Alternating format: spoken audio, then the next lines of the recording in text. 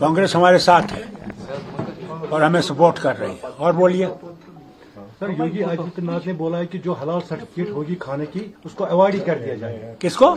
जो हलाल सर्टिफिकेट मिलती है ना यूपी में खाने पीने की, तो उसने बोला कि हलाल सर्टिफिकेट वाला खाना अवॉइड करना चाहिए सबको। ये आपको यूपी के वालों के सवाल पूछना चाहिए, हम लोगों से कोई ताल्लुक नहीं है। लेकिन सर ये मुसलमान वहाँ के लोग जो हैं इसका फैसला वो करेंगे। हिंदुस्तान जो है वो यूनिटी इन डाइवर्सिटी है,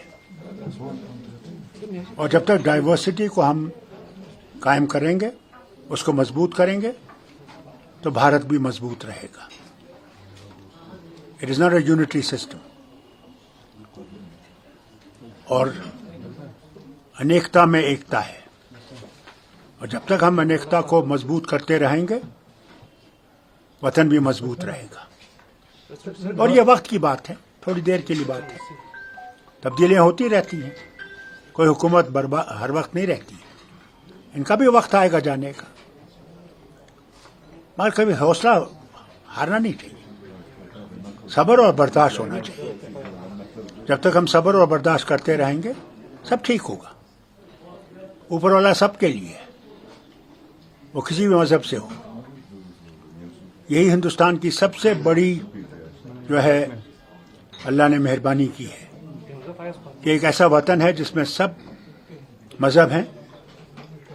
अब बताइए मुझे, तमिलनाडु को देखिए और कश्मीर को देखिए, न मौसम एक जैसा है, न कल्चर एक जैसा है, न ज़बान है, न वो हमारी कश्मीरी समझ सकते हैं, न हम उनका तमिल समझ सकते हैं। मगर फिर हमें इकट्ठे कैसे रहते हैं? क्योंकि हम समझ सकते हैं कि जब तक हम इकट्ठे रहेंगे, हम दोनों तरक्की करेंगे। यही तो भारत का है, यही तो गांधी का भारत है। यहां सब बराबर है, कोई फर्क नहीं है। वोट हर एक के पास एक है, किसी के पास दो वोट नहीं है। फिर घबराते क्यों? वक्त की बात है, और भी तब्दीलियां आएंगी। आगे चलिए। फारूक साहब, पहली बार आप 82 के बाद पार्लियामेंट नहीं जा रहे सर। पार्लियामेंट मैंने बहुत कर लिया, अब मुझे घर संभालना है। घर आबाद रहेगा तो वतन भी आबाद रहेगा। हमने घर को मजबूत करना है, घर की मुश्किलों को दूर करना है, यहाँ के लोगों को राहत दिलवानी है। यही हमारा मकसद है। पार्लियामेंट में जाने की जरूरत नहीं थी। पार्लियामेंट में अब जवान जाएंगे, जो हमारे वहाँ पे हमारी जो मुश्किलात हैं उनको बयान करेंगे।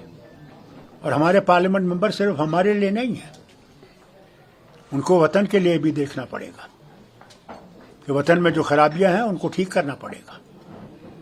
ये है। सर, आज से असेंबली शुरू हुआ, अब महराज मलिक नहीं है, एनसी के एमएलए ने भी काफी प्रोटेस्ट किया वहाँ पे। तो मैंने एनसी के और जितने भी हमारे मेंबर असेंबली हैं, मैंने उनसे कहा है कि असेंबली शोरगुल के लिए नहीं है, वहाँ डिबेट होनी चाहिए, डिस्कशन होना चाहिए, जो पार्लियामेंट में ख़त्म हो गया है। पार्लियामेंट भी इसीलिए थी कि वहाँ बहस कर सकते हो, वहाँ जवाब दे सकते हो, जवाब मांग सकते हो। कुछ सालों से वो पार्लियामेंट का हाल जरा खस्ता है।